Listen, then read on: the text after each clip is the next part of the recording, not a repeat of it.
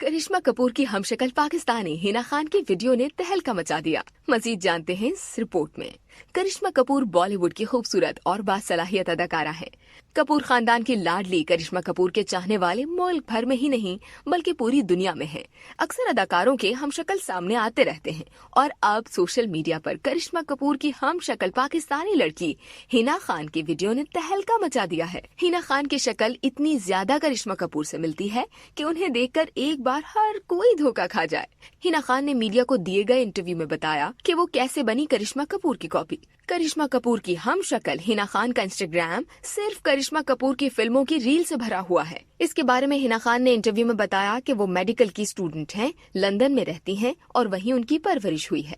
हिना खान की नानी का घर पाकिस्तान में है। हिना खान को अदाकारी का भी शौक है, इसीलिए डब मैश वीडियोस बनाना शुरू की और फिर टिकटॉक पर भी वीडियोस बनाई। उन्हें इसका एहसास नहीं था कि वो करिश्मा कपूर की तरह नजर आती हैं।